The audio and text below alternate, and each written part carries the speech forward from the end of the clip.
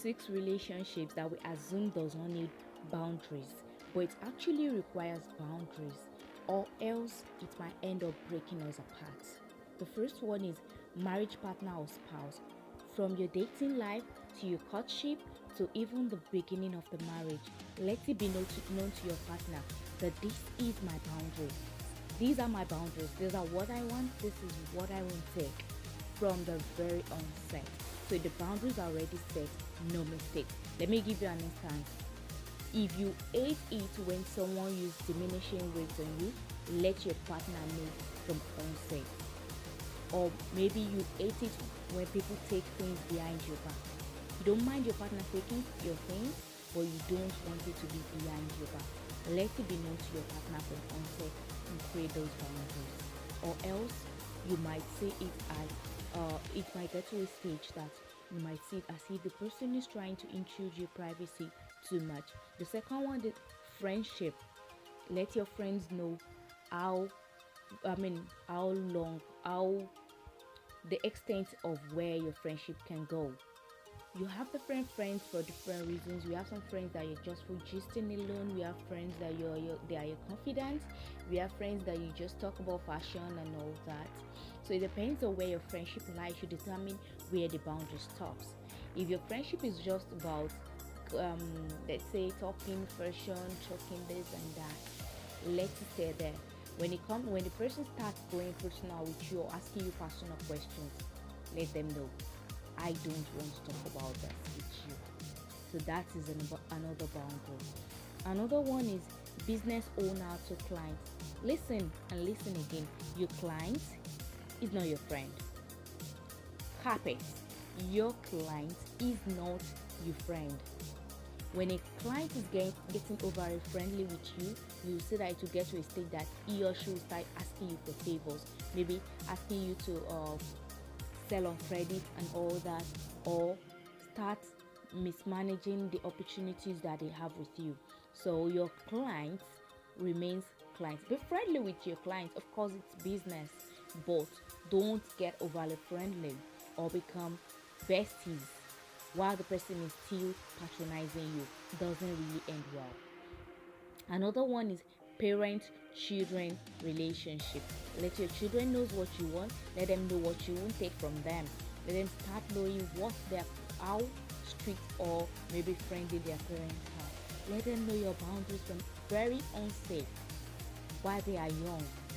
That is why it is easier for you to raise children that you raise from onset compared to children that you start raising maybe at their teenage stage or something, because it might take some time for them to get used to your boundaries and listen to you compared to children that you raise from the very start of their lives.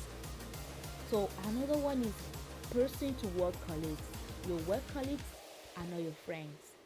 They are just work colleagues. And if you're going to make a friend out of a work colleague, be careful. Most of the time it doesn't end well. Only few friendship of that kind last for a very long time, because work employers, they will test that relationship, that friendship between you both along the line. I can assure you of that. And it might get to a stage that one of you might be growing more than the other, and it might cause a rift between you both. So your work colleague, and whatever you won't take, let them know. There's some work colleagues that when you get to your place of work, they want to eat your food and all that. They are that friend. If you don't like it, let them know. Someone to sit on maybe your table, all this. If you know you, or maybe snoop around your phone. If you don't like it, create the boundary from onset. Hey, I don't like it. Don't touch my phone. From onset, let them know where the extent of your relationship and where you want it to stop. Another one is person and siblings. Yes, we say there's no boundaries between siblings. We're siblings, we love each other, blah and blah and blah. Our moms or dads give it to us, and there are still boundaries between siblings too. Especially when the siblings are all grown-ups, adults. The most difficult people to manage are adults. So what you used to manage together as kids, innocent kids, might not be the same thing when you become adults. So learn now that there has to be boundaries. Not everything, especially the moment you're all married and the moment you're all career, you have your careers and all that. It's not everything that happens in your life that your siblings have to be too inquisitive about. Even it is not advisable to have them know every damn thing. You can have one or two, but not everybody. Like sometimes the boundary has to be there. You know your siblings better than everyone else.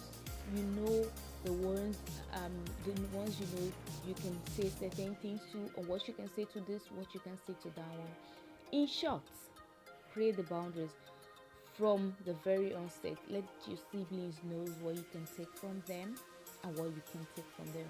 If you're a sibling that you don't appreciate your family members coming into your home and dictating for you, know that, let them know from onset. You know, creating the boundary from onset will make it. You will hear some people when they are talking about certain set of people, they will say, "Oh, you already know that's their behavior, so it's nothing new." But if it is not your usual behavior towards those people, and you just wake up one day and say, "Shit, I'm not taking the shit anymore," you become a bad person automatically. For not taking those shit anymore. But if from onset you have not been taking those shit, you have that boundary set already. They already know it, so they wouldn't want to cross that boundary. So I remain your host, open-minded. Once again, don't forget to like, share, and comment under my videos. I love you yesterday, I love you today, and I'll always love you tomorrow. Bye bye.